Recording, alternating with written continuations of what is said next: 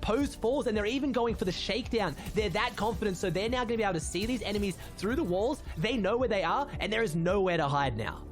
Yeah, this is a solo that's left here. He's on the run. He can't get it too far. He's going to go on and shockwave out, give himself a little bit of distance, but it's going to be a hunt down for the crew here. Remember, they can also use these splashes to get themselves some HP to still allow them to sustain a little bit more storm damage. So we might be thinking, why take a storm fight here? If there's any place to do it, it's here. You have so much bounce back, so much refresh to play off of, and you can see it's literally keeping them alive and staying in the game at the cost of nothing.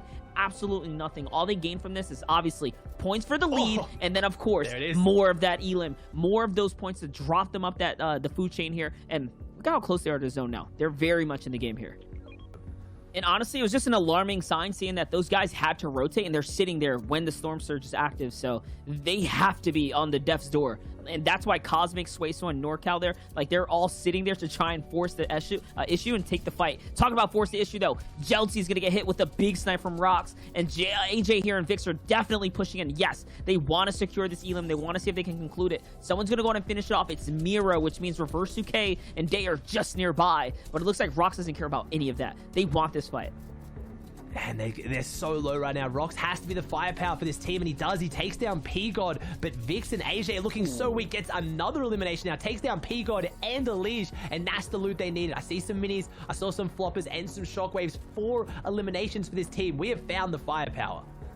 100%. And when we tuned in, I mean, they didn't care about Surge. They didn't need to care about it, but the sniper shot, it just gives you so much accessibility. It literally allows the green light to go off and take the battle. As Vix hits the motion pad, the bouncer, and he gets taken out in the sky in the process. Does land in the bush, though, so this is going to be a whether or not if he can get saved here. Crawls away. He's trying to do what he can. Reverse 2K there is in the mix. He's in the fray with Day, and it seems like he was completely thirsted, and then they backed off now. Miro staying a little bit closer, though, to see what's up. He's trying to figure it out. Miro's that guy, though. He'll do this kind of stuff. The confidence of this team, I was going to say, when they get a knock like that or a finish, they very rarely back up. And I saw them back up, and then you see Miro go straight back in. But his teammates have the confidence. They're listening to him. They know. They trust him to pull this off right now. Oh, that's why the 103 tag, I want to say the split second that was open, but I think it was the split millisecond to time that shot through there right now. So this player's on the back foot again. Miro just stepping up, showing how confident he is. And they're in a great spot, Monster. They have Storm at their back, and these players have the whole lobby in front of them. So they can pinch them right now. As long as they stay on this western edge, they're not going to get lobby focused. They're going to try and get these players lobby focused to apply the pressure to get in. And another shot. I swear I could not even see where this player is, and Miro is hitting his shots on them.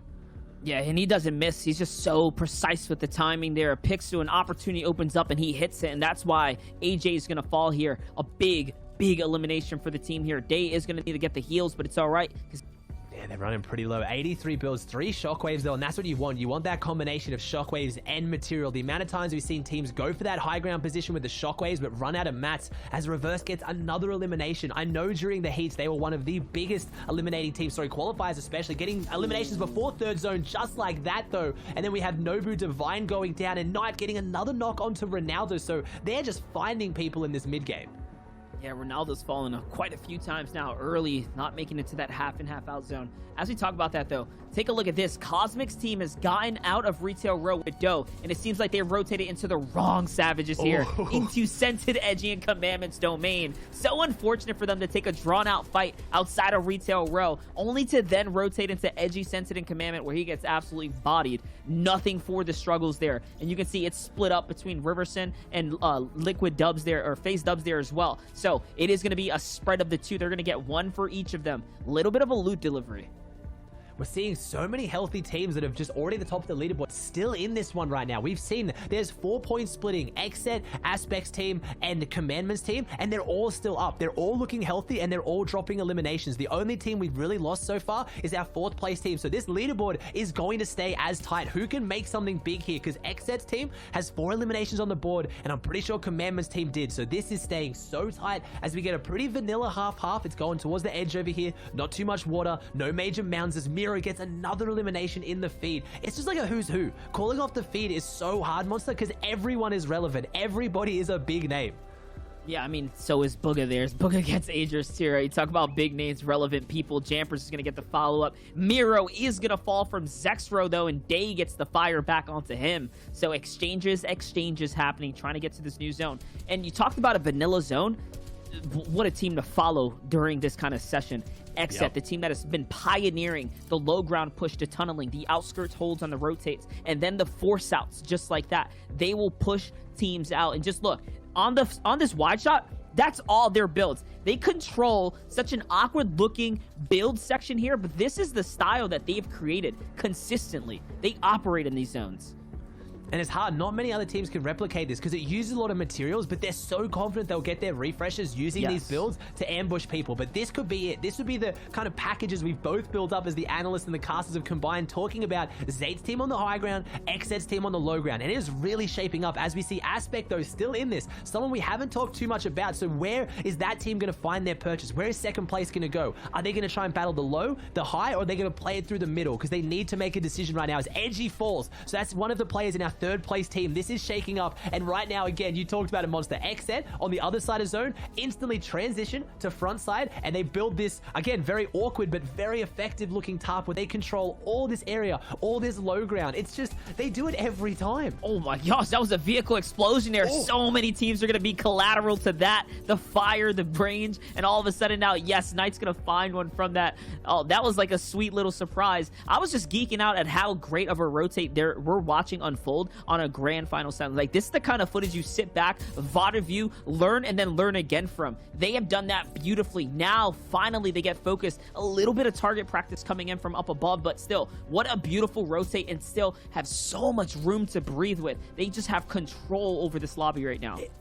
It is, really. It sounds so bad. We watch a lot of Fortnite and we still geek out this hard over just phenomenal gameplay. And the reason why we geek out so hard is because they invented this. They pioneered this. No one else does this. No one else was doing it. And you can see that. Good. Teams just don't know how to react. So good. They control everything on the low ground. They control everything on the edge. They look like they're in the open right now because they don't fully box up until they have to go straight like this. Now we have Jamper, Booger, and Avery beneath them. A phenomenal team. But can they hold off as Zate, Stretch, and Sapphire on high ground? But does it even matter? This team already has 10 eliminations. High ground's up there. They're going to try and get their eliminations now. They're going to try and catch up, but XZ's team is jumping ahead with their gameplay.